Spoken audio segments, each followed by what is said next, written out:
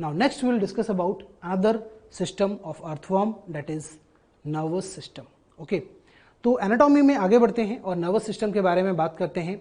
Nervous system जो है ये दो पार्ट्स में डिवाइडेड है. एक तो सेंट्रल नर्वस सिस्टम यहाँ पाया जाएगा और दूसरा जो है वो पेरीफेरल नर्वस सिस्टम पाया जाएगा. अभी सेंट्रल नर्वस सिस्टम की अगर हम बात करें बच्चों, तो सेंट्रल नर्वस सिस्टम यहाँ पे दो चीज़ों से मिलकर बना हुआ है. एक तो यहाँ पे नर्व रिंग पाई जाती है और दूसरा क्या है, नर्व कॉर्ड पाया जाता है. अब यहाँ पे अगर हम देखें तो ये एक अर्थवॉर्म का नर्वस सिस्टम का डायग्राम आपको दिखाया गया.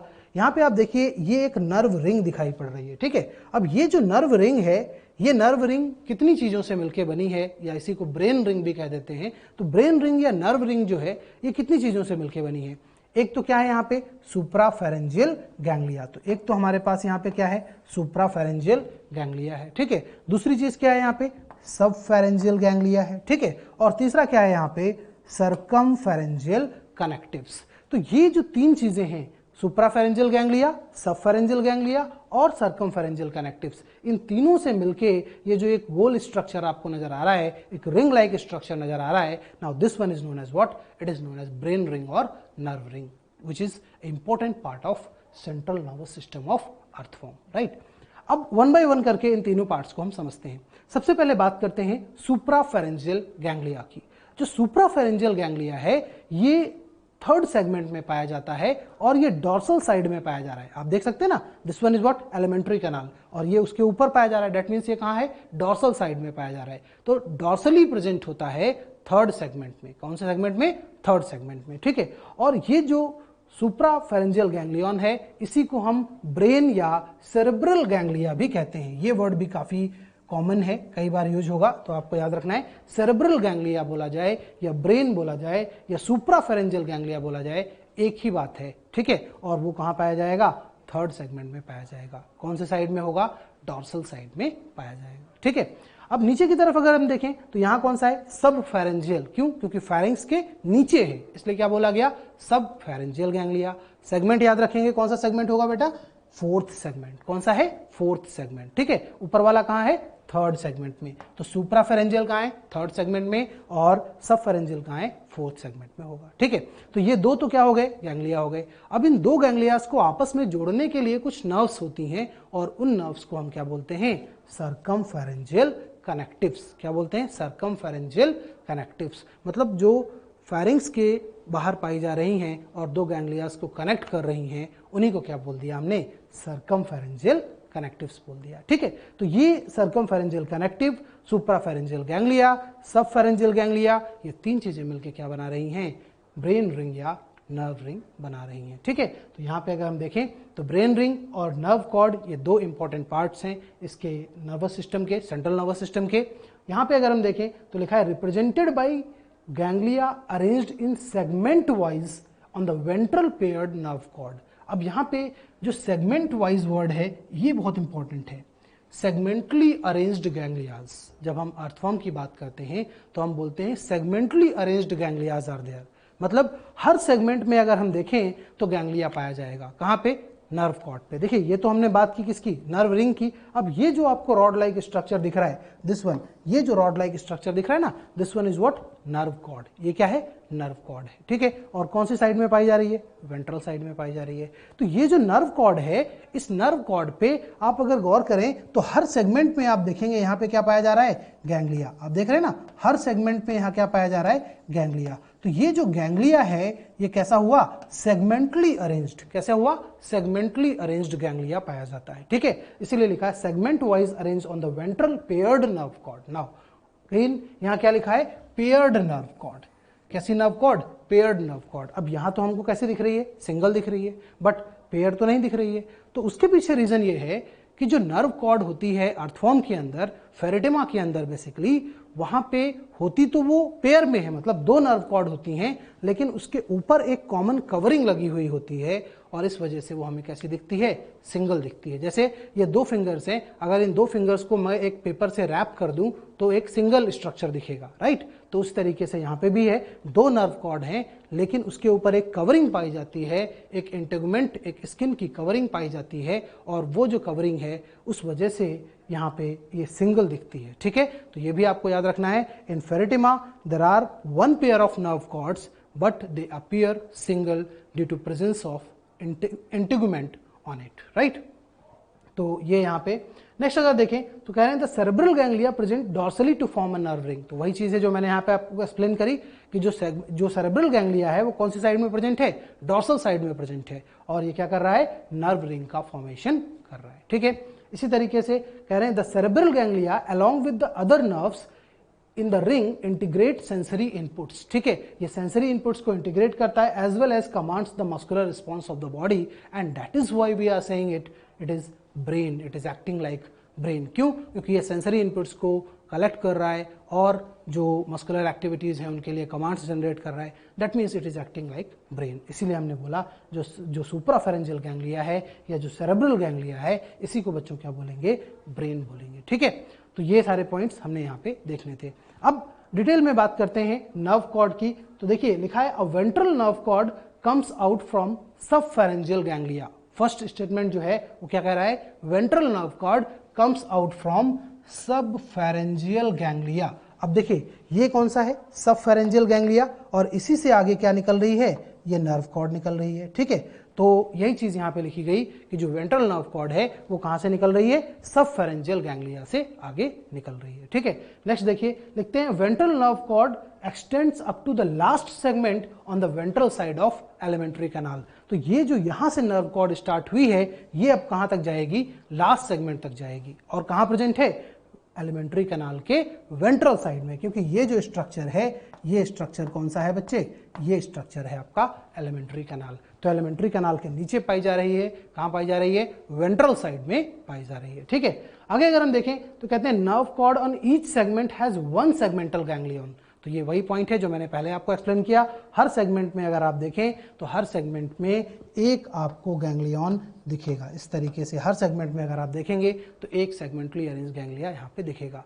अब चूंकि ये वन सेगमेंटल गैंग्लियन दिख तो रहा है, बट द रियलिटी इज कि एम्ब्रियोनिक टाइम में यहाँ पे दो गैंग्लियंस होते हैं, बट वो फ्यूज हो जाते हैं। इस वजह से एडल्ट फेरेटेमा के अंदर अगर हम देखें तो वहां पे हमें कितना दिखेगा, एक दिखेगा, ठीक है। एम्ब्रियोनिक स्टेज में ये कितना होगा, दो होगा, वन पेयर होगा, बट वो फ्यूजन की वजह से एडल्ट स्टेज में कितना दिखेगा, सिंगल गैंग्लियन दिखेगा, ठीक है। नेक्स्ट अगर हम देखें तो कह रहे हैं ventral nerve cord of Pheretima is double but appears to be single. वही चीज है जो मैंने आपको एक्सप्लेन किया था कि ये होती तो डबल है बट दिखती कैसी है, सिंगल दिखती है, just because it has only one common integument around it. क्योंकि इसके चारों तरफ केवल एक इंटीगुमेंट पाया जाता है, एक आवरण पाया जाता है, जिसकी वजह से ये कैसी दिखती है बच्चे, सिंगल दिखती है। In Pheretima there is a neurochord present on the nerve cord. Now this one is very very important point कि फेरेटेमा के अंदर जो नर्व कॉर्ड है उसके ऊपर जो एक सीथ पाई जा रही है, जो एक इंटीगुमेंट पाई जा रही है, उसी को बच्चों क्या बोला, न्यूरोकॉर्ड बोला, ठीक है। तो इस न्यूरोकॉर्ड की कवरिंग की वजह से जो पेयर्ड नर्व कॉर्ड है वो कैसी दिख रही है, सिंगल दिख रही है, ठीक है। तो ये एक इंपॉर्टेंट पॉइंट था। इसके बाद देखें all ganglias of Pheretima found by the fusion of two ganglias in the embryonic period, right. तो ये वही है जो मैंने आपको पहले ही बताया कि एम्ब्रियोनिक स्टेज में यहाँ पे दो गैंग्लियाज होते हैं जिनका फ्यूजन हो जाता है, और फिर एडल्ट स्टेज में हमें एक सिंगल गैंग्लिया देखने को मिलता है। So this was all about nervous system of earthworm. So next we will discuss about peripheral nervous system. अभी पेरिफेरल नर्वस सिस्टम की बात करें बच्चों तो ये बिल्कुल ह्यूमन के नर्वस सिस्टम की तरह है। जैसे ह्यूमन में हमने देखा हमारा सेंट्रल नर्वस सिस्टम, उसमें ब्रेन है, स्पाइनल कॉर्ड है। अब पेरिफेरल नर्वस सिस्टम ह्यूमन में क्या होता है, जो हमारे पास ब्रेन है, जो स्पाइनल कॉर्ड है, उससे जो नर्व्स निकलती हैं वो मिलकर क्या बनाती हैं, पेरिफेरल नर्वस सिस्टम। उसी तरीके से यहाँ पे भी फेरेटेमा में जो सेंट्रल नर्वस सिस्टम है, मतलब जो ब्रेन रिंग है और जो नर्व कॉर्ड है, उससे निकलने वाली जो नर्व्स हैं वो सब मिलके क्या बनाएंगी, पेरिफेरल नर्वस सिस्टम बनाएंगी, ठीक है। तो यहाँ पे आपको देखना है कि जो सुप्राफेरेंजियल गैंग्लिया है, जिसको हमने सेरेब्रल गैंग्लिया या ब्रेन बोला था, वहां से कितनी नर्व्स निकल रही हैं, 8 to 10 पेयर नर्व्स यहाँ से निकलती हैं, ठीक है। तो 8 to 10 पेयर नर्व्स कहाँ से निकलेंगी, सुप्राफेरेंजियल गैंग्लिया से निकलेंगी। इसके बाद अगर हम देखें जो सर्कमफेरेंजियल कनेक्टिव है वहां से 2 पेयर ऑफ नर्व्स निकलती हैं, ठीक है। और इसी तरीके से जो सबफेरेंजियल गैंग्लिया है वहां से कितनी निकलेंगी, 3 पेयर ऑफ नर्व्स निकलेंगी। तो ये सिंपल आपको नर्व्स के नंबर याद रखने हैं। इसी तरीके से अगर हम नर्व कॉर्ड की बात करें तो हर सेगमेंट से 3 पेयर ऑफ नर्व्स निकलती हैं, ठीक है। तो वही लिखा है नर्व कॉर्ड में 3 pair of nerves in each segment निकलेंगी। तो ये सभी नर्व्स जो हैं ये सब मिलके क्या बनाएंगी, पेरीफेरल नर्वस सिस्टम का फॉर्मेशन करेंगी। अब एक इंपॉर्टेंट पॉइंट जो है पेरीफेरल नर्वस सिस्टम में जो आपने बहुत अच्छी तरीके से याद रखना है वो ये है कि यहाँ पे जितनी भी नर्व्स हैं वो सभी की सभी कैसी हैं, सेंसरी भी होती हैं, मोटर भी होती हैं, एडजस्टर भी होती हैं, ठीक है। मतलब हम कह सकते हैं कि सभी नर्व्स जो हैं वो कैसी हैं, मिक्स्ड नर्व्स होती हैं, ठीक है। तो ये आपको बहुत अच्छी तरीके से याद रखना है। All nerves of the peripheral nervous system they are of mixed type. कैसी होंगी, मिक्स्ड टाइप की होती हैं, ठीक है। So this was about peripheral nervous system. Now let us discuss some of the receptors found in the body of earthworm. तो receptors की अगर हम बात करें 3 टाइप के रिसेप्टर्स पाए जाते हैं। पहला जो है वो एपिडर्मिस के ऊपर पाए जाने वाले टैंगो रिसेप्टर्स होते हैं। अब टैंगो रिसेप्टर्स की अगर हम बात करें so these receptors are sensitive to touch. किसके लिए सेंसिटिव होंगे, टच के लिए सेंसिटिव होते हैं। तो टैंगो रिसेप्टर्स जो हैं ये टच के लिए सेंसिटिव रिसेप्टर्स पाए जाते हैं। कहाँ होंगे, एपिडर्मिस पाए जाएंगे, ठीक है। नेक्स्ट अगर हम देखें तो बक्कल रिसेप्टर्स हैं, जो बक्कल कैविटी वाला रीजन है वहां पे रिसेप्टर्स हैं, कीमो रिसेप्टर्स बोलते हैं। ये किस तरीके के हैं, ये ऑल्फैक्टरी भी होते हैं और कैसे होते हैं, गस्टेटरी भी होते हैं। अब ये आपको पता है ऑल्फैक्टरी मतलब कैसे होंगे, स्मेल को परसीव करने के लिए होंगे, ठीक है, और गस्टेटरी मतलब टेस्ट के लिए होंगे, ठीक है। तो ऑल्फैक्टरी और गस्टेटरी दोनों ही तरीके के जो कीमो रिसेप्टर्स हैं वो बक्कल कैविटी वाले रीजन में पाए जाते हैं, ठीक है। एक और तरीके के रिसेप्टर्स हैं, very very important, these are photo receptors. कौन से हैं, फोटो रिसेप्टर्स। अब मैंने आपको बताया था कि जो फोटो रिसेप्टर्स है वो किसके लिए होते हैं, लाइट को परसीव करने के लिए होते हैं, ठीक है। तो जो फोटो रिसेप्टर्स हैं मैक्सिमम इन प्रोस्टोमियम, ये क्वेश्चन भी पूछा जाता है, सबसे ज्यादा फोटो रिसेप्टर्स कहां पाए जाते हैं, प्रोस्टोमियम में। मैंने बताया था prostomium is a fleshy structure present on the peristomium part. जो फर्स्ट सेगमेंट पेरिस्टोमियम है वहां से एक फ्लैसी लोब निकला हुआ था, उसको क्या बोला था बच्चों, प्रोस्टोमियम, और उसके ऊपर होते हैं फोटो रिसेप्टर्स, ठीक है। उसके अलावा पेरिस्टोमियम वाले पार्ट पे भी होते हैं, कहाँ पे, डॉर्सल साइड में। तो होते तो दोनों पे हैं, प्रोस्टोमियम पे भी हैं, पेरिस्टोमियम पे भी हैं, बट मैक्सिमम कहाँ होंगे, प्रोस्टोमियम वाले पार्ट पे पाए जाएंगे, ठीक है। तो maximum in prostomium and peristomium वाले पार्ट पे पाए जाएंगे, राइट। तो नेक्स्ट हमें यहाँ पे देखना है फोटो रिसेप्टर्स के बारे में। फोटो रिसेप्टर्स जो होते हैं ये बच्चों लाइट को परसीव करने के लिए होते हैं, और ये जो फोटो रिसेप्टर्स होते हैं ये मैक्सिमम कहाँ पाए जाएंगे, ये फोटो रिसेप्टर्स मैक्सिमम होंगे प्रोस्टोमियम वाले पार्ट पे और पेरिस्टोमियम वाले पार्ट पे। प्रोस्टोमियम जो एक डॉर्सल फ्लैसी स्ट्रक्चर था, लोब लाइक स्ट्रक्चर था, पेरिस्टोमियम वाले पार्ट में उसको हमने बोला था प्रोस्टोमियम, राइट। तो वहां पे भी पाए जाएंगे। उसके अलावा पेरिस्टोमियम जो फर्स्ट सेगमेंट है वहां पे अगर हम देखें तो इनका नंबर क्या होगा, ज्यादा पाया जाएगा, ठीक है। उसके अलावा photo receptors connects with the suprapharyngeal ganglion by the optic nerve। तो ये ऑप्टिक नर्व से सुप्राफेरेंजियल गैंग्लियन के थ्रू क्या होते हैं, कनेक्ट होते हैं, ठीक है।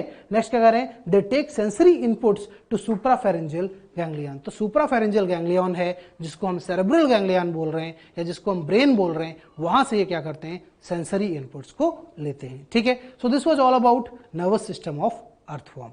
Next will discuss about another important system of earthworm, that is excretory system. Excretory system की अगर हम बात करें बच्चों तो सबसे पहले हमें यह समझना होगा कि जो अर्थवर्म है उसका एक्सक्रीटरी वेस्ट क्या होता है। अर्थवर्म का जो एक्सक्रीटरी वेस्ट है वो होता है यूरिया, और इसीलिए बोला गया अर्थवर्म जो है वो कैसा होगा, यूरियोटेलिक एनिमल होगा। कैसा होगा, यूरियोटेलिक एनिमल होगा, ठीक है।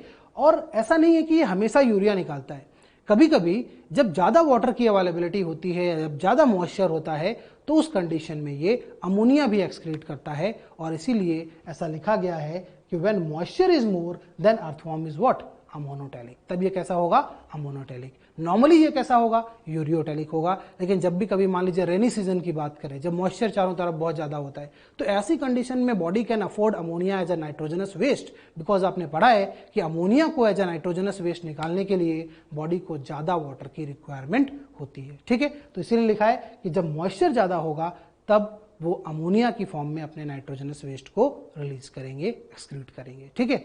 इसके बाद अगर हम देखें तो एक्सक्रीटरी ऑर्गन की बात की गई। अब ये मैंने आपको पहले ही बताया था, जो एक्सक्रीटरी ऑर्गन है वो क्या है यहाँ पे, नेफ्रिडिया। क्या होता है, नेफ्रिडिया होता है। ठीक है, नेफ्रिडिया क्या है, एक तरीके का क्वाइल्ड ट्यूब लाइक स्ट्रक्चर था। ठीक है, तो एक क्वाइल्ड ट्यूब लाइक स्ट्रक्चर जिसको हम नेफ्रिडिया बोलते हैं, वो यहाँ पे एक्सक्रीटरी स्ट्रक्चर के तौर पे पाया जाता है। स्ट्रक्चर की अगर हम बात करें, नेफ्रिडिया का एक जनरल स्ट्रक्चर हम देख सकते हैं। तो नेफ्रिडिया में अगर हम देखें तो यहाँ पे इस तरीके से एक फनल लाइक स्ट्रक्चर होता है, और इस फनल लाइक स्ट्रक्चर के बाद अगर हम देखें तो यहाँ पे हमें एक ट्यूब लाइक स्ट्रक्चर, जो क्वाइल्ड ट्यूब लाइक स्ट्रक्चर है, वो हमें मिलता है।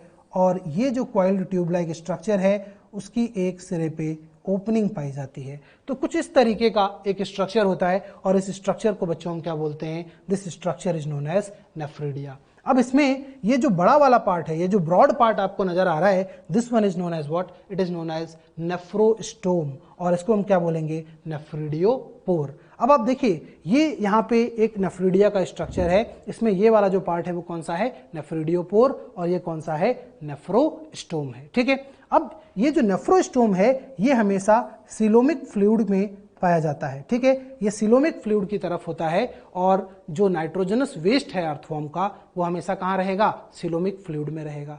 मतलब जो नाइट्रोजनस वेस्ट है जो सिलोमिक फ्लूइड में प्रेजेंट है, वो एंटर किसके अंदर करेगा, नेफ्रोस्टोम वाले पार्ट के अंदर एंटर करेगा, और नेफ्रल ट्यूब से होते हुए इस नेफ्रिडियोपोर से वो क्या होगा, बाहर निकल जाएगा। तो यहाँ से जो नाइट्रोजनस वेस्ट है वो क्या होगा, बाहर निकल जाएगा। ठीक है, so this is how this structure works, which is known as what, nephridia. Now, on the basis of location of these nephridias on the body of earthworm, there are 3 type of नेफ्रिडियाज। ठीक है, एक structure NCERT का diagram आपको दिखाया गया है, उसके basis पे हम समझते हैं। देखिए, 3 तरीके के नेफ्रिडियाज अर्थवर्म के अंदर पाए जाते हैं। सबसे पहले अगर हम बात करें तो है इंटेगुमेंट्री नेफ्रिडिया। इंटेगुमेंट्री नेफ्रिडिया मतलब वो नेफ्रिडिया जो कि बॉडी वॉल के पास पाए जाते हैं, जो they are very close to the body wall. ठीक है, तो इंटेगुमेंट मतलब मैंने आपको बताया था क्या होता है, स्किन या बॉडी वॉल, राइट। तो उसके पास में जब पाए जाएंगे तो ऐसे नेफ्रिडियाज को क्या बोलेंगे, इंटेगुमेंट्री नेफ्रिडिया बोलेंगे। और इनकी ओपनिंग भी कहाँ होती है बेटा, इनकी ओपनिंग होती है बॉडी की सरफेस पे। ये भी हमने देखा था, मैंने आपको बताया था कि सेगमेंट्स में 200 to 250 नेफ्रिडियोपोर पाए जाते हैं, and these nephridiopores are nothing but the openings of these integumentary nephridias, right. कुछ याद आ गया आपको, ठीक है।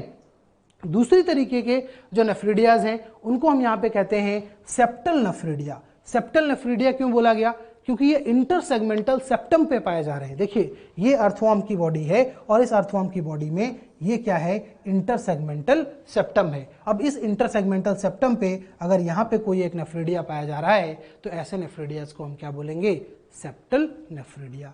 तो लोकेशन के बेसिस पे इनको डिवाइड किया गया है। इसी तरीके से देखें तो नेक्स्ट है हमारे पास फेरेंजियल नेफ्रिडिया। अब फेरेंजियल नेफ्रिडिया की अगर हम बात करें तो फेरेंजियल नेफ्रिडिया जो होते हैं वो फेरिंग्स वाले रीजन में पाए जाते हैं। ठीक है, जो 4th, 5th और 6th वाला सेगमेंट है वहां पे जो नेफ्रिडियाज पाए जाते हैं उनको हम क्या बोलेंगे, फेरेंजियल नेफ्रिडियाज। ठीक है, तो नेफ्रिडियाज सेम स्ट्रक्चर है बट लोकेशन के बेसिस पे उनको अलग अलग 3 टाइप्स में डिवाइड किया है। ठीक है, तो चलिए इन नेफ्रिडियाज के बारे में और डिटेल में पढ़ते हैं।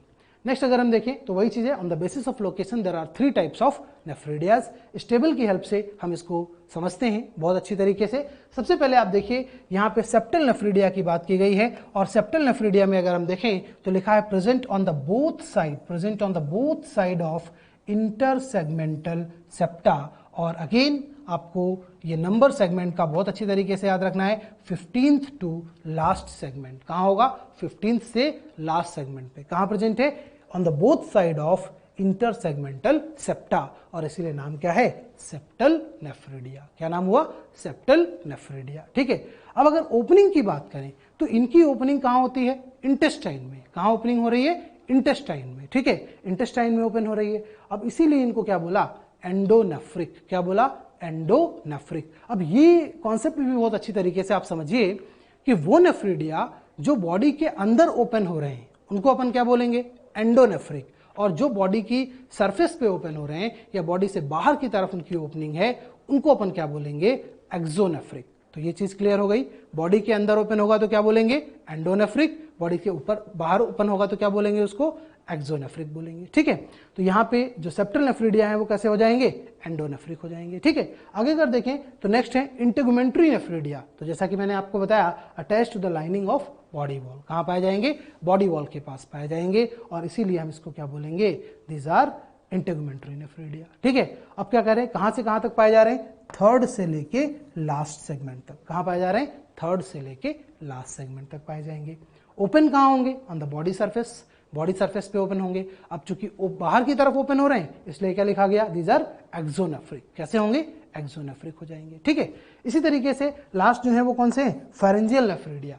फेरेंजियल नेफ्रिडिया कहां प्रेजेंट है, present as a 3 paired tufts. अब टफ्ट्स का मतलब क्या है, बंच की फॉर्म में पाए जाते हैं। ठीक है, तो 3 पेयर ऑफ बंचेस। ठीक है, तो 3 पेयर टफ्ट्स की फॉर्म में पाए जाएंगे। कहां कहां पे पाए जाएंगे, 4th, 5th and 6th segment. कहां होंगे, 4th, 5th और 6th सेगमेंट में ये पाए जाएंगे। ठीक है, बंच की फॉर्म में, टफ्ट्स की फॉर्म में पाए जाएंगे। ठीक है, ओपन कहां होंगे, ये भी कहां ओपन हो रहे हैं, एलिमेंट्री कैनाल में, मतलब बॉडी के अंदर ओपन हो रहे हैं, तो इनको भी क्या बोला अपन ने, एंडोनेफ्रिक बोल दिया। ठीक है, so this is what excretory system is.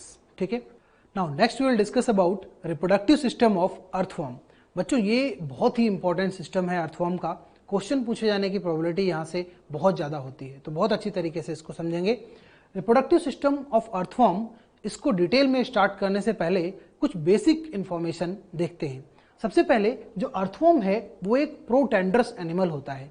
प्रोटेंडरस animal का मतलब क्या है, एक ऐसा एनिमल जिसके अंदर मेल रिप्रोडक्टिव सिस्टम जो है वो पहले मैच्योर हो रहा है इन कंपैरेटिवली फीमेल रिप्रोडक्टिव सिस्टम। ठीक है, तो मेल के कंपैरिजन में फीमेल, जो फीमेल का पार्ट है उसके कंपैरिजन में मेल का जो रिप्रोडक्टिव पार्ट है वो पहले मैच्योर होगा। तो ऐसे एनिमल्स को अपन क्या बोलेंगे, प्रोटेंडरस एनिमल बोलेंगे। ठीक है, दूसरा पॉइंट है, यहाँ पे जो फर्टिलाइजेशन होगा वो कैसा होगा, क्रॉस फर्टिलाइजेशन होगा। क्रॉस फर्टिलाइजेशन होने का मतलब क्या है, जब दो एनिमल्स का स्पर्म और ओवम एक्सचेंज होता है और फिर फर्टिलाइजेशन होता है तो उसको अपन क्या बोलते हैं, क्रॉस फर्टिलाइजेशन। मतलब एक अर्थवर्म का स्पर्म और दूसरे अर्थवर्म का ओवम जब ये मिलके जाइगोट बनाएंगे और वहां से फिर बेबी अर्थवर्म बनेंगे, तो ऐसे फर्टिलाइजेशन को अपन क्या बोलेंगे, क्रॉस फर्टिलाइजेशन बोलेंगे। ठीक है, तो ये भी आपको याद रखना है, फर्टिलाइजेशन कैसा होगा, क्रॉस होगा। ठीक है, इसके बाद अगर हम देखें तो कह रहा है अर्थवर्म जो है वो कैसा है, मोनोसियस होता है।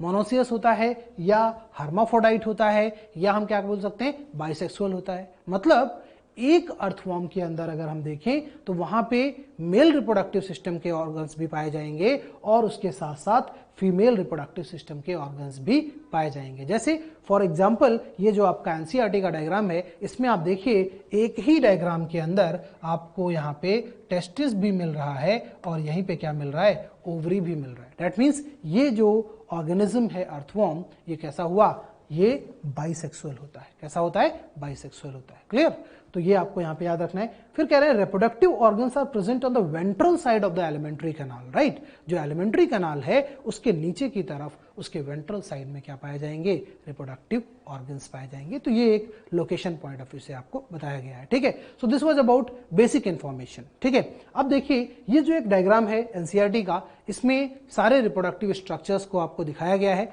वन बाय वन करके हम समझते हैं। ठीक है, सबसे पहला जो है वो है स्पर्म थीके। स्पर्म थीके मैंने आपको पहले भी बताया था कि ये 4 पेयर स्ट्रक्चर्स होते हैं जिनका काम क्या होता है, स्पर्म्स को स्टोर करना। क्या फंक्शन होता है, स्पर्म्स को स्टोर करना। कहां से कहां पाए जाते हैं, ये देखिए ये पाया जा रहा है 5th सेगमेंट से लेके 9th सेगमेंट पे, और मैंने आपको बताया था कि इनकी ओपनिंग को ही क्या बोलेंगे, स्पर्म थीकल पोर बोलेंगे। ठीक है, कहां पाए जाएंगे, 5/6, 6/7, 7/8, 8/9। कुछ याद आया, जो हमने पहले पढ़ा था वही चीज यहाँ पे आप डिटेल में स्ट्रक्चर स्पर्म थीके का आपको दिख रहा है। ठीक है, so these are sperm storing structures of the earthworm known as spermathecae. Right, present from 5th to 9th segment, 1 pair in each intersegmental septum. ये हम कह सकते हैं 1 pair on each segment. Right, opening जो है वो कहाँ होगी, इंटरसेगमेंटल सेप्टम पे होगी।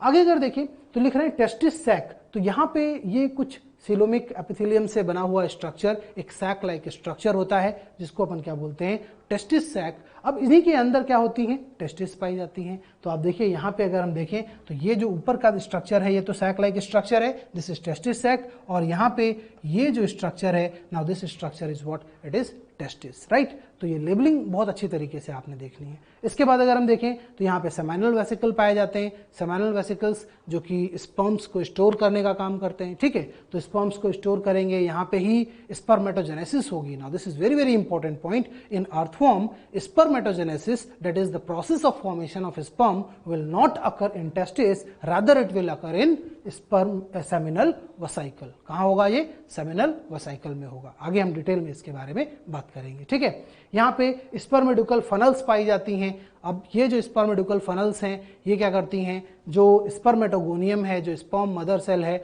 उसको लेके जाती हैं सेमिनल वेसिकल के पास, और फिर आगे ये जुड़ जाते हैं किसके साथ, वास डिफेंस के साथ। तो इन सभी स्ट्रक्चर्स को हम डिटेल में आगे पढ़ेंगे, ठीक है। आगे अगर देखें तो फीमेल रिप्रोडक्टिव सिस्टम के ऑर्गन्स आ गए, ये क्या आ गए, ओवरीज आ गए, ठीक है। तो 1 पेयर ओवरीज पाए जा रहे हैं, कहाँ पे, ये 12th और 13th सेगमेंट के बीच में जो इंटरसेगमेंटल सेप्टम है वहां पे पाए जा रहे हैं, ठीक है। फिर यहाँ पे क्या है, ओवेरियन फनल पाए जा रहे हैं। उसके साथ साथ यहीं पे क्या होगा, 14th सेगमेंट के मिड में अगर हम देखें, mid ventral side of the 14th segment क्या मिलेगा, फीमेल गोनोपोर मिलेगा, जहां से ओवम निकल के बाहर आएंगे, ठीक है। तो फीमेल गोनोपोर यहाँ हो जाएगा। वास डिफेंस एक ट्यूब लाइक स्ट्रक्चर होती है, ये पाई जाती है, यहाँ से लेके 18th सेगमेंट तक प्रेजेंट होगी, ठीक है। तो ये सारे स्ट्रक्चर्स हैं जो कि अर्थवर्म के रिप्रोडक्टिव सिस्टम के सारे पार्ट्स हैं, ठीक है। आगे अगर देखें तो एसेसरी ग्लैंड्स पाई जाती हैं, मैंने आपको बताया था कि ये रिप्रोडक्शन में हेल्प करते हैं, यहाँ से कुछ सिक्रीशंस निकलते हैं जो कि अर्थवर्म को बाइंड करने में हेल्प करते हैं, ठीक है। तो कहाँ पाए जाएंगे, 1 pair in 17th segment and 1 pair in 19th segment पाए जाएंगे। ऑन द वेंट्रोलैटरल पोजीशन, कहाँ होंगे, ऑन द वेंट्रोलैटरल पोजीशन। इसी के साथ यहाँ पे प्रोस्टेट ग्लैंड पाई जाती है। Now the prostate gland secretion again it will provide nourishment to the sperms, ठीक है। तो ये स्पर्म्स के लिए होगा प्रोस्टेट ग्लैंड का सिक्रीशन। प्रोस्टेट ग्लैंड की लोकेशन की अगर बात करें तो 17th से लेकर 19th सेगमेंट तक ये पाई जाएंगे, ठीक है। तो दीज आर स्ट्रक्चर्स जो कि यहाँ पे पाए जा रहे हैं। सिमिलरली आप देखें तो मेल गोनोपोर पाया जा रहा है। अब ये जो ओपनिंग है, ये जो कॉमन डक्ट है, इसकी जो ओपनिंग है, ये क्या बना रही है, मेल गोनोपोर बना रही है। मेल गोनोपोर कहाँ होगा, 18th सेगमेंट में होगा, लेकिन कहाँ होगा, वेंट्रोलैटरल पोजीशन पे पाया जाएगा, ठीक है। So this was about NCERT diagram. Now let us discuss in detail one by one. First we will discuss about male reproductive part and then we will discuss about female reproductive part of earthworm. देखिए, mail reproductive system of earthworm की अगर हम बात करें तो यहाँ पे हमने केवल मेल रिप्रोडक्टिव सिस्टम के जो डायग्राम्स हैं, जो स्ट्रक्चर्स हैं, उनको ड्रॉ किया हुआ है, ठीक है। 1 by 1 उनके बारे में समझते हैं। सबसे पहले आप देखिए टेस्टिस सैक। अब मैंने आपको बताया कि टेस्टिस सैक जो है वो यहाँ पे 10th सेगमेंट में भी होता है और कहाँ होता है, 11th सेगमेंट में। अब हर टेस्टिस सैक में, चाहे वो 10th सेगमेंट का हो चाहे वो 11th सेगमेंट का हो, उसके पास 1 पेयर टेस्टिस होती हैं। कितनी टेस्टिस होंगी, 1 पेयर, ठीक है। इसीलिए हम बोलते हैं अर्थवर्म के अंदर टोटल 2 पेयर टेस्टिस पाई जाती हैं। 1 pair present in 10th segment and another 1 pair present in 11th segment of the earthworm, right. तो ये टेस्टिस सैक है जिसके अंदर क्या पाई जाएंगी, टेस्टिस पाई जाएंगी। अब नेक्स्ट अगर हम देखें तो बात कर रहे हैं टेस्टिस की, तो जैसा कि मैंने आपको बताया ये कितनी होती हैं, 2 pairs, 1 pair present in 10th segment and another 1 pair present in 11th segment. Now ये जो टेस्टिस है, अगर इसके स्ट्रक्चर की अगर अपन बात करें, डिटेल में इस टेस्टिस के स्ट्रक्चर की बात करें, तो आप देखिए ये यहाँ पे मैंने स्ट्रक्चर ड्रॉ किया है टेस्टिस का, और एक जो टेस्टिस है उसके आगे की तरफ अगर आप देखें तो कुछ 4 लोब्स पाए जाते हैं। इस तरीके के 4 लोब्स में ये टेस्टिस जो है वो डिवाइडेड होती है।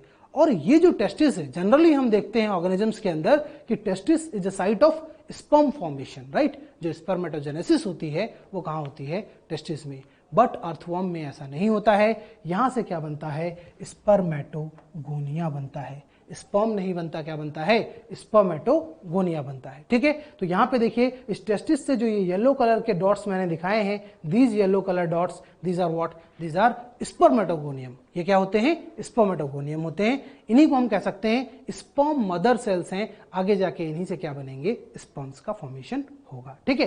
तो ये टेस्टिस जो है वो स्पर्मेटोगोनियम का फॉर्मेशन करेगा, ना कि स्पर्म का फॉर्मेशन करेगा, राइट। तो ये यहाँ पे हमने देखा।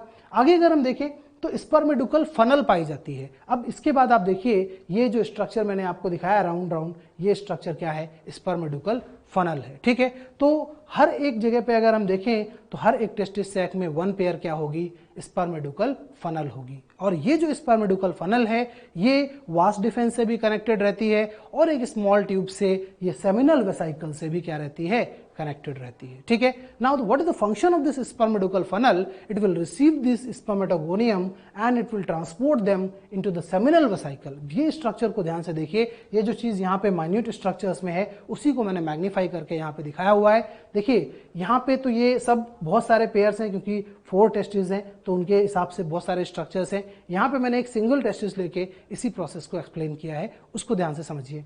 एक टेस्टिस है, वहां से स्पर्मेटोगोनियम का फॉर्मेशन हुआ, येलो कलर की डॉट्स आपको नजर आ रही हैं, दीज आर व्हाट, स्पर्मेटोगोनियम। ठीक है, स्पर्म की मदर सेल, इसका फॉर्मेशन हुआ और इस स्पर्मेटोगोनियम को कहां ले जाया गया, फनल के अंदर। ये कहां पहुंच गई, स्पर्मेडुकल फनल के अंदर। स्पर्मेडुकल फनल से ये पहुंचेगी कहां पे, सेमिनल वेसाइकल में। कहां पहुंचेगी, सेमिनल वेसाइकल में। नाउ सेमिनल वेसाइकल ये रियल साइट है जहां पे स्पर्म का फॉर्मेशन हो रहा है। दैट मींस स्पर्मेटोजेनेसिस का जो प्रोसेस है वो कहां हो रहा है, सेमिनल वेसाइकल के अंदर हो रहा है, राइट। तो seminal vesicle is a site for the spermatogenesis, जहां पे ये येलो कलर का जो स्पर्मेटोगोनियम था ये आपने देखा कि ये ब्लू कलर के स्पर्म में कन्वर्ट होने लग गया, राइट। तो इस तरीके से हमने देखा कि स्पर्मेटोगोनियम से फॉर्मेशन किसका हो गया, स्पर्म का। लोकेशन क्या है, seminal vesicle. So seminal vesicle it will be acting as a site for the spermatogenesis as well as it will store the sperms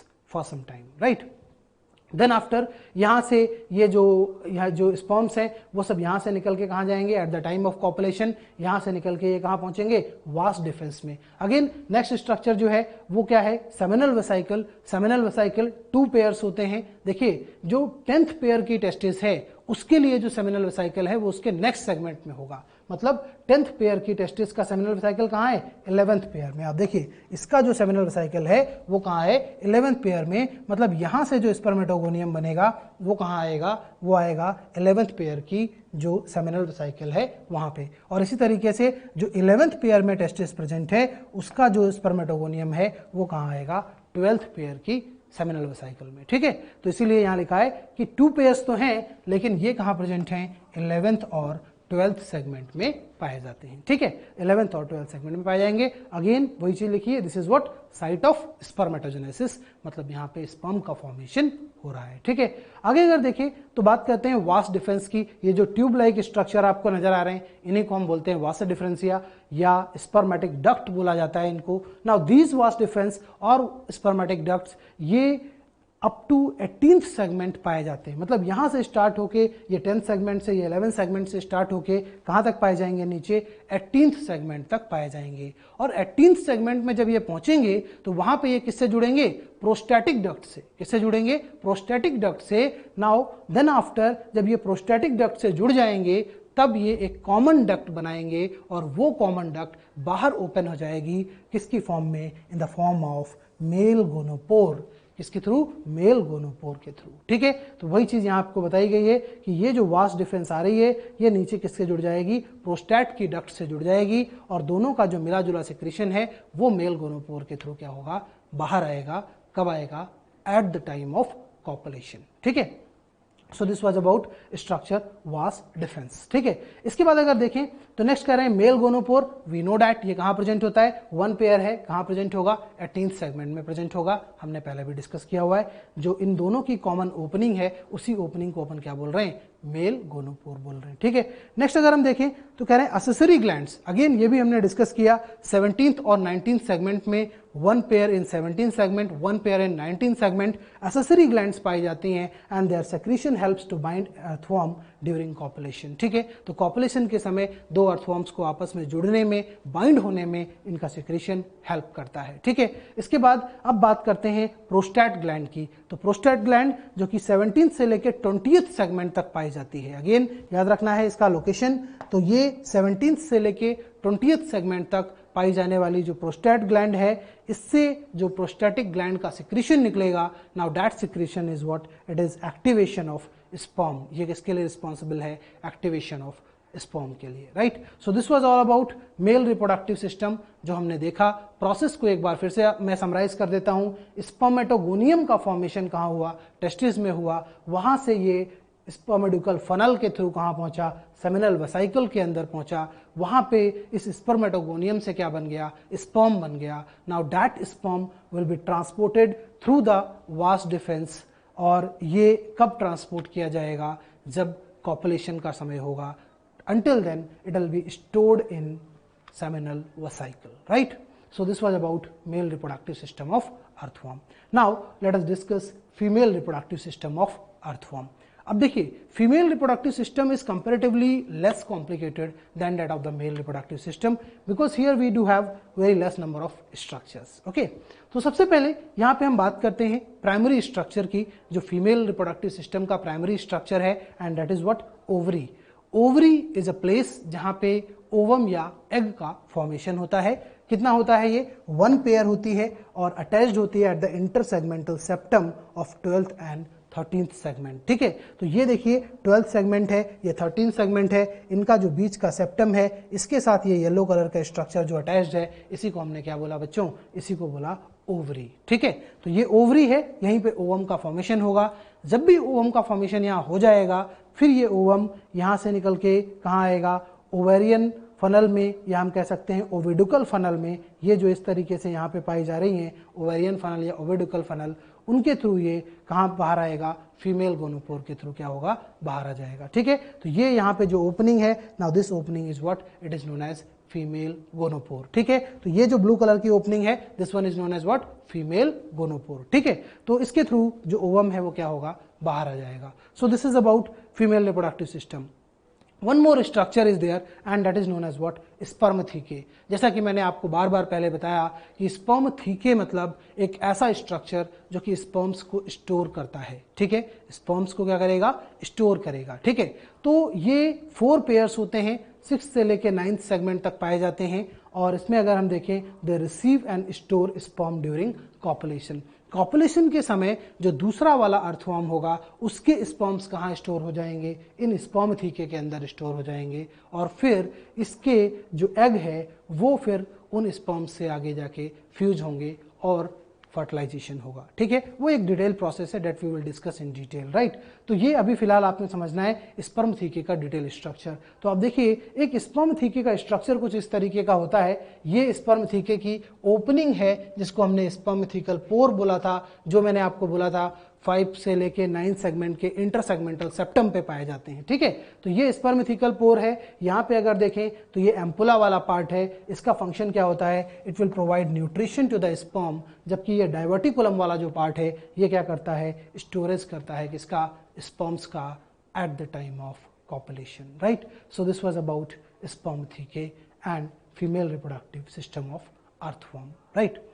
so next we will discuss about copulation part, right. Copulation का मतलब क्या है? कि this is the process in which 2 earthworms will exchange their sperms, right. तो इस process को हम क्या बोलेंगे? कॉपुलेशन, या हम क्या बोल सकते हैं? मेटिंग। ठीक है, तो कॉपुलेशन जो है, इसमें लिखा गया है कि eight the time of rainy season, generally जो ब्रीडिंग सीजन है वो क्या रहेगा? रेनी सीजन रहेगा।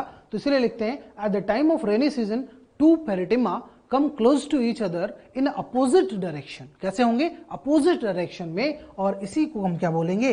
इस अपोजिट डायरेक्शन को हम क्या बोलेंगे? It is juxtaposing. क्या बोलेंगे? जक्स्टापोजिंग। ठीक है, लिखा है Pheretima come closer to each other and tie in opposite direction.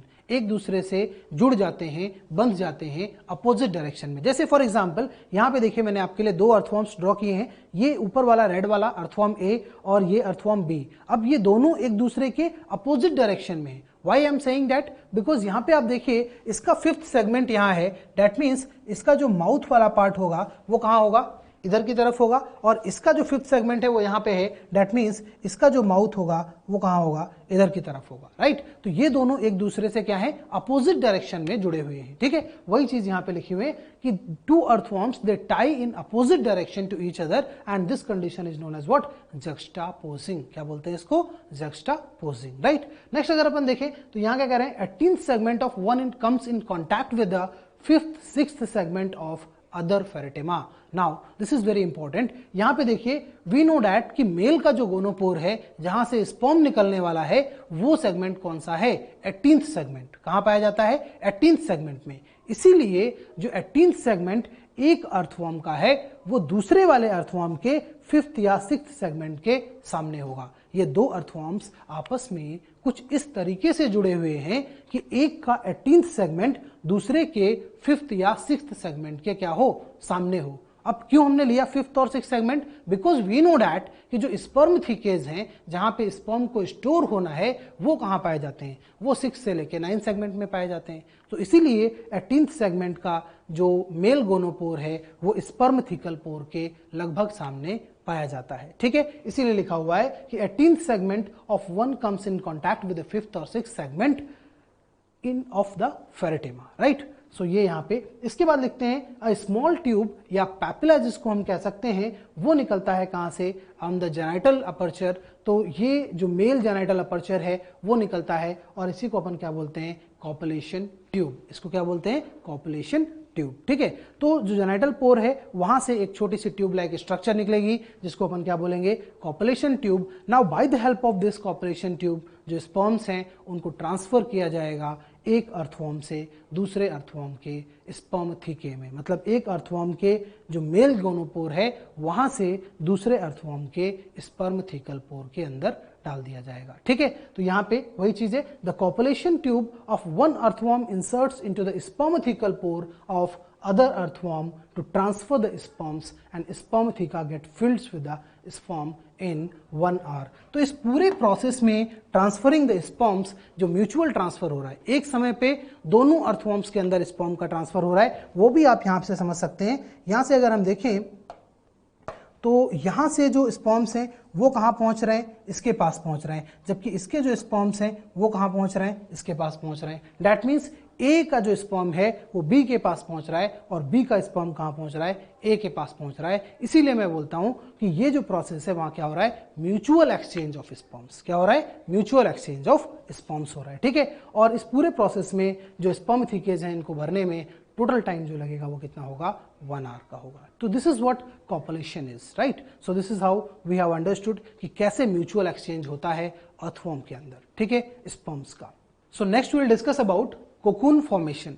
अब देखिए जैसे कि मैंने आपको पहले बताया था कि जो कोकून है उसका फॉर्मेशन किससे होगा, क्लाइटेलम वाले पार्ट से। ठीक है, जो क्लाइटेलम है वो एक thick band like glandular structure होता है जहां से जो सिक्रेशन निकलता है वो क्या बनाता है, कोकून का फॉर्मेशन करता है। तो चलिए देखते हैं कैसे यहां पे कोकून का फॉर्मेशन होगा।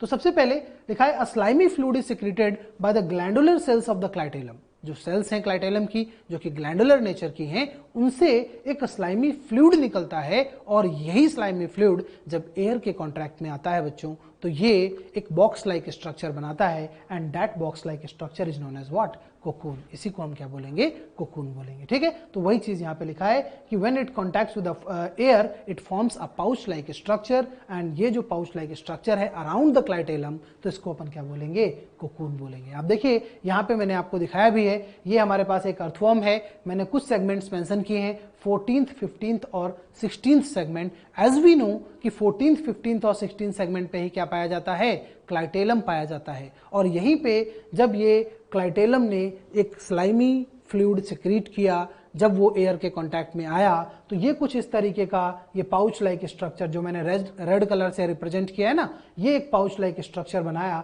Now this structure is known as what, it is known as cocoon. इसी को क्या बोलेंगे, कोकून। अब आपको यह भी याद रखना है कि इसी 14th सेगमेंट में बीच में मैंने एक ओपनिंग दिखाई है। Now this opening is representing what, आप गेस करिए ये किसको रिप्रेजेंट कर रहे हैं, it is representing female gonopore. That means यहीं से क्या आएगा, एग या ओवम बाहर आएगा, राइट। तो आगे अगर हम देखें तो यहां लिखते हैं the eggs comes out from the female genital pore and get filled up in the cocoon, right. तो अब आपको ये बहुत क्लियरली समझ में आ रहा होगा इस डायग्राम से कि आप देखिए ये फीमेल गोनोपोर है 14 सेगमेंट में, यहां से जो एग आएगा वो एग कहां भर जाएगा, कोकून के अंदर भर जाएगा। ठीक है, आप देखिए यहाँ पे हम देख भी सकते हैं जैसे ये फीमेल गोनोपोर है, यहां से मान लीजिए ये एग आते हैं और ये सब एग जो है वो कहां भर गए, ये सब एग भर गए इस कोकून के अंदर, ठीक है। ये जो पाउच लाइक स्ट्रक्चर था उसके अंदर ये जो मैंने ब्लू कलर की डॉट्स बनाई हैं ये आप मान लीजिए एग्स हैं, तो ये इस तरीके से इसके अंदर क्या हो गए, भर गए, ठीक है। अब आगे अगर हम देखें तो ये जो एग्स हैं वो तो कोकून के अंदर पहुंच गए, अब हमें यह देखना है कि स्पर्म कोकून के अंदर कैसे पहुंचेगा, ठीक है। उसके लिए आप देखिए नेक्स्ट लिखा हुआ है earthworm wriggles back side and cocoon proceeds towards the front side. Now this line is very very important, इसको बहुत अच्छी तरीके से आपने समझना है कि जो अर्थवॉर्म है वो क्या कर रहा है, ये रिगल्स बैक साइड, मतलब ये कहां जा रहा है, बैक साइड में जा रहा है। जैसे ये अर्थवॉर्म की बॉडी है, ये उसका माउथ है, ये उसका एनस है। नॉर्मली अर्थवॉर्म को आगे की तरफ मूव करना चाहिए, बट यहां पे जो अर्थवॉर्म है वो किधर मूव करेगा, पीछे की तरफ मूव करेगा, बैकवर्ड डायरेक्शन में मूव करेगा, इसीलिए लिखा है अर्थवॉर्म रिगल्स बैक साइड। जब अर्थवॉर्म बैक साइड में मूव करेगा तो कोकून बच्चों कहां जाएगा, आगे की तरफ। क्यों, क्योंकि कोकून तो अपनी जगह पे क्या है, फिक्स है, कोकून अपनी जगह पे इस तरीके से ऊपर की प्रेजेंट है, ठीक है। अब यहाँ पे अगर हम देखें तो ये कोकून इधर है और ये अर्थवॉर्म इधर है, तो धीरे धीरे ये अर्थवॉर्म आगे की तरफ जाता रहेगा और कोकून किधर जाता रहेगा, आगे की तरफ जाता रहेगा। इस चीज को समझ पा रहे हैं, राइट। जैसे कि ये मान लीजिए मेरा जो ये वॉच है, ये वॉच क्या है, हमारा कोकून है, ठीक है, और ये हैंड है, ठीक है। तो ये अगर ये जो हैंड है ये अगर पीछे की तरफ जाएगा तो ये ऑटोमेटिकली जो वॉच है वो कहाँ आ जाएगा, आगे आ जाएगा। तो दैट मीन्स जब ये अर्थवॉर्म पीछे की तरफ जाएगा तो ऑटोमेटिकली जो कोकून है वो कहाँ आएगा, आगे आएगा। नाउ द पॉइंट इज कि जब ये कोकून आगे आएगा, या यूं कहें कि जब ये आगे के जो सेगमेंट्स हैं, कौन से सेगमेंट्स, 6 से लेके 9th तक के जो सेगमेंट हैं जहां पे स्पर्म थीके प्रेजेंट हैं, क्या प्रेजेंट है, स्पर्म थीके प्रेजेंट हैं, और उन्हीं स्पर्म थीकेस के अंदर बच्चों क्या स्टोर हैं, स्पर्म्स स्टोर हैं। जब वो स्पर्म थीके वाले सेगमेंट इस कोकून से होके गुजरेंगे तब स्पर्म्स उन स्पर्म थीकेस से निकल के कहाँ आ जाएंगे, कोकून के अंदर आ जाएंगे। बात समझ में आई, एक बार दोबारा से रिपीट करते हैं। देखिए यहाँ पे ये एक पोजीशन है जहां पे क्लाइटेलम वाले रीजन के ऊपर कोकून प्रेजेंट है और कोकून के अंदर एग आ चुका है फीमेल जेनिटल पोर से। नाउ अब क्या होगा, जो अर्थवॉर्म है ये पीछे की तरफ चलना शुरू करेगा। जब अर्थवॉर्म पीछे की तरफ चलना शुरू करेगा तो धीरे धीरे एक एक करके सेगमेंट्स इस कोकून से होके पीछे की तरफ निकलते जाएंगे। और अभी ये 14 सेगमेंट है, अब जब आगे और ये बढ़ेगा तो पीछे करके धीरे धीरे जो 6th, 7th, 8th और 9th वाले सेगमेंट हैं, जब वो सेगमेंट इस कोकून से पास होंगे तो उस समय बच्चों स्पर्म थीके के अंदर जो स्पर्म भरे हैं वो स्पर्म्स कहाँ आ जाएंगे, कोकून के अंदर आ जाएंगे, ठीक है। तो अब देखिए यहां लिखा है when cocoon passes over the spermathecae the sperms get filled in it. वही चीज यहां पे समझाई गई आपको कि जब कोकून पास करता है स्पर्म थीके के ऊपर से तब स्पर्म थीके क्या करते हैं, अपने स्पर्म्स इस कोकून में ट्रांसफर कर देते हैं, ठीक है। नाउ इस तरीके से जो कोकून है उसके अंदर एग भी आ गया और क्या आ गया, स्पर्म्स भी आ गया। साथ ही आपको बताया गया न्यूट्रिटिव फ्लूइड जो है वो भी दिया जाएगा किसके थ्रू, एल्ब्यूमिनस ग्लैंड के थ्रू। मैंने आपको बताया था कि जो एपिडर्मिस लेयर है वहां पे जो कॉलमिनर ग्लैंडुलर एपिथेलियम है उसमें 2 तरीके की ग्लैंड्स होती हैं, एक म्यूकस ग्लैंड्स थी और एक कौन सी थी, एल्ब्यूमिनस ग्लैंड। तो वो जो एल्ब्यूमिनस ग्लैंड है वो क्या करती हैं, न्यूट्रिशन देती हैं, किसको देती हैं, इस कोकून के अंदर न्यूट्रिशन को देती हैं, ठीक है।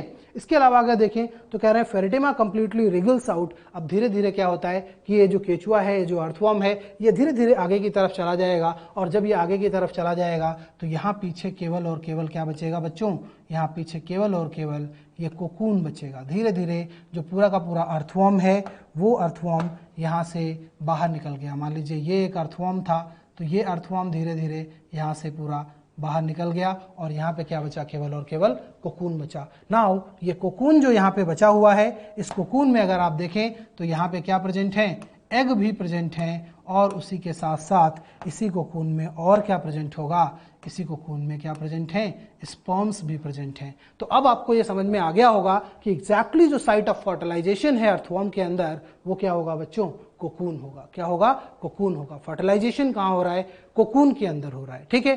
तो इस तरीके से हमने देखा कि कैसे कोकून में एग और स्पर्म दोनों पहुंचते हैं, ठीक है।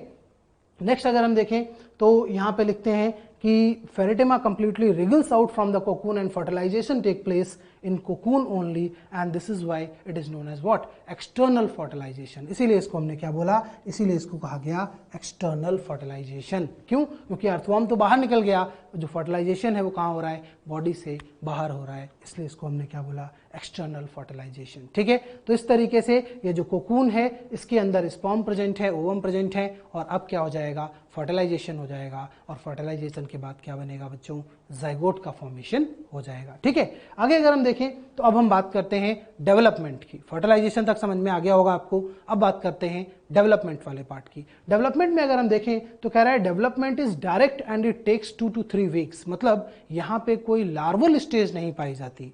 डायरेक्ट डेवलपमेंट होने का मतलब क्या है, कोई लार्वल स्टेज नहीं पाई जाती, और डेवलपमेंट होने में जो समय लगता है वो कितना होगा बच्चों, डेवलपमेंट होने में जो समय लगेगा वो होगा 2 से 3 हफ्ते का समय यहाँ पे लगता है। 2 to 3 वीक्स में डेवलपमेंट कंप्लीट होगा। ठीक है, आगे देखिए लिखते हैं, आफ्टर अबाउट 3 वीक्स, हर लगभग 3 वीक्स के बाद हर कोकून से क्या होगा, 2 to 20 बेबी वॉर्म्स आएंगे ऑन एन एवरेज विद 4। ये एनसीईआरटी की लाइन है, इसको बहुत अच्छी तरीके से याद रखना है। हर कोकून से कितने अर्थवॉर्म निकलेंगे, हर जो पाउच बना था वो, हर पाउच से कितने अर्थवॉर्म निकलेंगे, 2 से लेके 20 तक कोई भी नंबर हो सकता है। एवरेज कितना होगा, 4 होगा। एवरेज कितना होगा, 4 होगा। तो हम ये कह सकते हैं कि ये जो पाउच लाइक स्ट्रक्चर यहाँ पे बना था, ये पाउच लाइक स्ट्रक्चर जिसके अंदर फर्टिलाइजेशन हुआ था, इस स्टेज में अगर हम देखें तो यहाँ पे हम कह सकते हैं कि ये फर्टिलाइजेशन होने के बाद जाइगोट बने हुए थे, और लगभग 2 to 3 वीक्स के बाद अगर हम यहाँ पे देखें तो ये लगभग 2 to 3 वीक्स के बाद अगर हम देखते हैं तो इसके अंदर क्या होगा, ये जो कोकून है ये डिस्टर्ब हो जाएगा, और जब ये कोकून डिस्टर्ब होगा तो इस कोकून के डिस्टर्ब होने के बाद यहाँ से कुछ इस तरीके से अर्थवॉर्म्स जो हैं वो बाहर निकलेंगे, और ये कितने हो सकते हैं, ये 2 से लेके 20 तक हो सकते हैं, जिनका एवरेज क्या होगा, एवरेज होगा 4। मतलब ऑन एन एवरेज यहाँ पे 4 अर्थवॉर्म्स हर कोकून से बाहर आएंगे। ठीक है, तो ये इसका पूरा एक डेवलपमेंट का प्रोसेस आपको बताया गया है। ठीक है, आगे अगर हम देखें तो कह रहे हैं in young earthworms setae are present on the clitellum region. तो ये मैंने आपको पहले भी बताया था कि नॉर्मली क्लाइटेलम रीजन पे सीटे नहीं होते हैं, लेकिन अगर यंग अर्थवॉर्म की बात करें, ये जो न्यूली फॉर्म्ड अर्थवॉर्म्स हैं, जो बेबी अर्थवॉर्म्स हैं, इनके क्लाइटेलम रीजन पे भी सीटे पाए जाते हैं। ठीक है, फिर आगे लिखते हैं साइज ऑफ कोकून। तो ये भी कुछ नंबर्स हैं आपको याद रखने हैं। साइज ऑफ कोकून कितना होगा, 2 to 2.4 mm हो जाएगा। उसके अलावा लाइफ साइकिल अगर हम बात करें फेरेटेमा की कितनी होती है, तो ये होती है 3.5 से 10.5 ईयर्स। ठीक है, तो 3.5 से 10.5 ईयर्स तक की इसकी क्या होती है, लाइफ साइकिल होती है। So this was all about reproductive system of earthworm. Now next we will discuss about economic significance. तो कुछ तो मैंने आपको बेसिक इंट्रोडक्शन में पहले ही बताया था कि जो अर्थवॉर्म है उसका इकोनॉमिक सिग्निफिकेंस क्या होता है। ठीक है, तो जैसा कि मैंने आपको बताया फेरेटेमा जो होता है उसके लिए बोला गया कि it is used to cure the several diseases. Like कौन कौन सी हो सकती हैं, रोमेटाइडिज्म हो सकती है, पाइल्स हो सकता है, अल्सर हो सकता है, अस्थमा हो सकता है। तो देयर आर सेवरल डिसीजेज जिनको क्योर करने के लिए जो अर्थवॉर्म है उसका यूज किया जाता है। ठीक है, इसके अलावा वी नो डैट कि it is friends of the farmer, और इसीलिए इसको बोलते हैं it is natural plug man. क्या बोलते हैं, natural plug man. That means कि ये जो सॉइल है उसकी पोरोसिटी को बढ़ाने के साथ साथ उसकी फर्टिलिटी को बढ़ाता है, और इसी वजह से इसको अपन क्या बोलते हैं, नेचुरल प्लग मैन। ठीक है, उसके साथ लिखा है कि so they are the friends of farmers. तो इसी वजह से, क्योंकि ये सॉइल की फर्टिलिटी को बढ़ाते हैं, इस वजह से हमने क्या बोला, they are friends of farmers. Right, इसके साथ अगर हम देखें तो लिखते हैं कि they make burrows in the soil,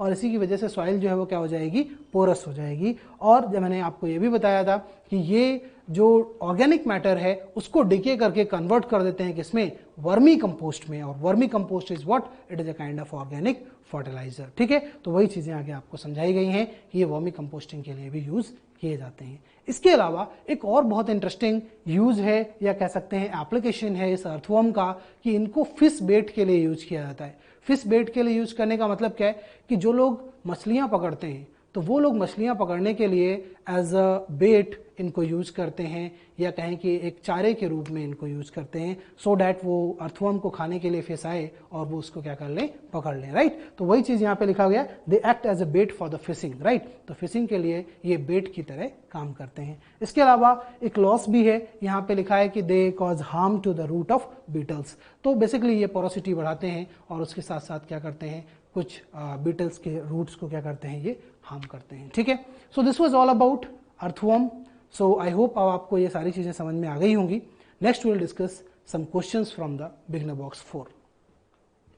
so beginner box 4 में पहला क्वेश्चन आपका है, pre typhlosolar region in the intestine of earthworm extends from. तो बेसिकली आपको लोकेशन पूछी जा रही है, प्री टेफ्लोसोलर रीजन जो है वो कहां से कहां तक पाया जाएगा। तो मैंने आपको बताया था टेफ्लोसोल जो है वो कहां से स्टार्ट हो रहा था, वो स्टार्ट हो रहा था 27th सेगमेंट से, ठीक है। तो 15th से लेके अगर हम देखें और हम बात करते हैं अगर 26 सेगमेंट तक, तो वहां पे क्या पाया जाएगा, प्री टेफ्लोसोलर पार्ट पाया जाएगा, राइट। तो 15th सेगमेंट से 26 सेगमेंट तक क्या होगा, प्री टेफ्लोसोलर पार्ट, बिकॉज 15 से पहले क्या होगा, स्टमक होगा, और 26 के बाद क्या होगा, टेफ्लोसोल रीजन पाया जाएगा, राइट। तो आगे अगर हम देखें तो कह रहे हैं nephridia of earthworm which are enteronephric type included, ठीक है। अब एंटेरोनेफ्रिक की बात कर रहे हैं, तो एंटेरोनेफ्रिक का मतलब क्या है, जो कि बॉडी के अंदर ओपन हो रहे हैं या इंटेस्टाइन के अंदर ओपन हो रहे हैं, उसकी बात कर रहे हैं। तो यहाँ पे कौन कौन से हो जाएंगे, फेरेंजियल भी हो जाएगा, और कौन सा हो जाएगा, सेप्टल नेफ्रीडिया भी हो जाएगा, क्योंकि तीसरा जो इंटेगुमेंट्री नेफ्रीडिया था उसकी ओपनिंग कहाँ थी, बॉडी सरफेस पे थी, तो वो कैसा था, एक्सोनेफ्रिक था, राइट। आगे अगर हम देखें, नेक्स्ट कर रहे हैं blood flow of the blood in lateral heart of earthworm is. अब लैटरल हार्ट की बात कर रहे हैं, ठीक है, जो 7th सेगमेंट में 9th सेगमेंट में पाए जा रहे थे, उन हार्ट की बात कर रहे हैं। तो उनके अंदर ब्लड का जो फ्लो है वो कैसा होगा, तो ऑब्वियसली कैसा होगा, डाउनवर्ड होगा, क्योंकि मैंने आपको बताया था कि ऊपर की तरफ अगर हम देखें तो वहां पे क्या होता है, डॉर्सल ब्लड वेसल होती है, और यहाँ पे ये कुछ इस तरीके से हार्ट पाया जा रहा था, और ये जो लैटरल हार्ट है ये नीचे किससे जुड़ा हुआ था, वेंट्रल ब्लड वेसल से, ये जुड़ा हुआ था वेंट्रल ब्लड वेसल से। तो ब्लड का फ्लो कहाँ था, ऊपर से नीचे की तरफ पाया गया था, राइट। तो इसलिए यहाँ पे आंसर क्या होगा, डाउनवर्ड, ओके। नेक्स्ट अगर हम देखें तो कह रहे हैं eighth segment of the earthworm body contains which part of its digestive system. तो एर्थ सेगमेंट में पूछा गया कौन सा सेगमेंट पार्ट होगा। तो देखिए एर्थ से 9th सेगमेंट में मैंने आपको बताया था एलिमेंट्री कैनाल का गिजार्ड वाला पार्ट पाया जाता है, जो कि फूड को डिके करने के लिए, ग्राइंड करने के लिए यूज किया जाता था, ठीक है। तो आंसर क्या होगा यहाँ पे आपका, गिजार्ड पार्ट, ओके। नेक्स्ट अगर हम देखें तो कह रहे हैं which of the following blood vessel in earthworm is both collecting as well as distributing. तो ऐसी तो हमने एक ही देखी थी, कौन सी थी, डॉर्सल ब्लड वेसल, कौन सी थी, डॉर्सल ब्लड वेसल, ठीक है। तो मैंने आपको बताया था कि इनिशियल 13th सेगमेंट के अंदर अगर देखें तो डिस्ट्रीब्यूटिंग है, और पीछे क्या होती है, ये कलेक्टिंग होती है, ठीक है।